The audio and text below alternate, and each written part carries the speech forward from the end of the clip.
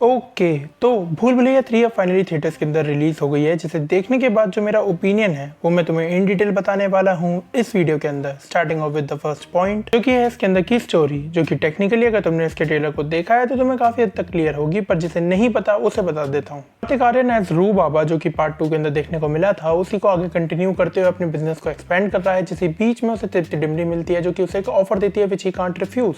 मैं दूंगी तेरे को पैसे, इसके बदले में तू मेरे यहाँ पे आके वहाँ का भूत जो है उसे भगा दे। को मालूम है कि वो भूत कौन है? None other than the god, the OG, the tribal chief Manjulika, जिसकी आईपी की अच्छे तरीके से मार ली गई है अब की बार, क्योंकि पार्ट 1 के अंदर जो वो क्लासिक थी, पार्ट 3 आते आते लिटरली मजाक ही बना दिया है। Like the only good thing I can think about this movie is number 1 the song आमी जे तोमार sung by Shreya Ghoshal and Sonu Nigam respectively. इसके अलावा दूसरे नंबर पे आती है माधुरी दीक्षित एंड विद्या बालन के बीच की पूरी केमिस्ट्री, या फिर कह सकते हैं कि जो डांस ऑफ हमें देखने को मिलता है। के अंदर भी मैं ये कहना चाहूंगा कि भाई वीएफएक्स इतना गंदा था प्रोमिनेंटली, मूड को बहुत ही ज्यादा स्पॉइल करा, लेकिन ओवरऑल ठीक है भाई, उन्होंने अपनी तरफ से परफॉर्मेंस तो पूरी दी है। Third and the last one इसके अंदर का क्लाइमैक्स, जो कि मेरे हिसाब से ठीक था, मतलब काफी ज्यादा अच्छा था, किसी ने भी एक्सपेक्ट नहीं करा होगा, उस बेसिस के ऊपर अच्छा था। बट प्रॉब्लम यह है कि उस क्लाइमैक्स को कभी भी बिल्डअप ही नहीं दिया गया, जिससे अब आती है इसके अंदर की प्रॉब्लम। सबसे पहली पेसिंग बहुत ही ज्यादा बेकार है भाई। लाइक बीच में इतने ज्यादा मोमेंट्स आ रहे थे जिन्होंने मेरा दिमाग पूरी तरीके से बर्बाद करके रख दिया था, क्योंकि ना उसके ऊपर हंसी आ रही है, ना ड्रामा बिल्डअप हो रहा है, कुछ भी नहीं। Literally it leads to nothing.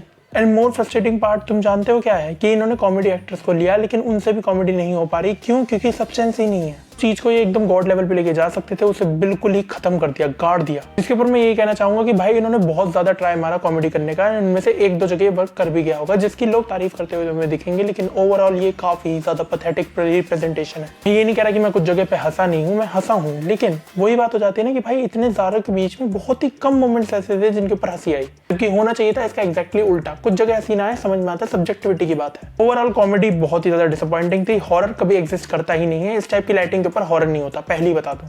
एक जगह भी हॉरर फील भी नहीं हो रहा। Let's address the elephant in the room। भाई मेरी बात सुनो, कॉमेडी एक्टर्स अपनी जगह हो गए, लेकिन भाई कार्तिक आर्यन से कॉमेडी नहीं हो सकती। मैं सही बता रहा हूँ, मेरे को बंदे का परफॉर्मेंस सही में पसंद नहीं आया, एक्सेप्ट फॉर द फैक्ट कि क्लाइमैक्स के अंदर उसने थोड़ी बहुत परफॉर्मेंस अपनी निकाली, लेकिन ओवरऑल भाई बहुत ही ज्यादा एवरेज परफॉर्मेंस दी है। गलती से ये मूवी चल गई ना, तो मैं बता रहा हूँ कि कोई भी कार्तिक आर्यन को क्रेडिट मत दे देना, क्योंकि भूल भुलैया 2 भी मैं कह सकता हूँ कि अगर मेरे को थोड़ी बहुत भी पसंद आई थी तो उसका रीजन कार्तिक आर्यन तो बिल्कुल भी नहीं था। स्टार्टिंग ऑफ विद तब्बू, उसके बाद कॉमेडी कैरेक्टर, फिर कहीं लास्ट में जाके कार्तिक आर्यन का नाम आएगा। अभी आईपी उसके ऊपर बिल्ड कर रहे हैं, तो भाई मैं कुछ कह नहीं सकता, बंदे को लेके हेटेड नहीं है, लेकिन यार ये भी तो देखो कि उसका इस पूरी फ्रेंचाइजी के ऊपर कॉन्ट्रीब्यूशन ही क्या है। अलावा माधुरी दीक्षित एंड विद्या बालन दोनों की परफॉर्मेंस ठीक ठाक निकल जाती है, एंड काफी ज्यादा बढ़िया जो उनका फेस ऑफ है वो देखने को हमें मिलता ही है। तृप्ति डिमरी को भाई सही बता रहा हूँ, बहुत ही ज्यादा बेकार तरीके से रिप्रेजेंटेशन दी गई है। तुम लोग उन्हें सही मायनों में आई कैंडी बना रहे हो, जबकि तुम्हें मालूम भी नहीं है कि उनकी पोटेंशियल किस हद तक है। जिस किसी ने भी तृप्ति डिमरी की कला और बुलबुल देखी है, उन्हें मालूम है कि किस कैलिबर की एक्ट्रेस है वो।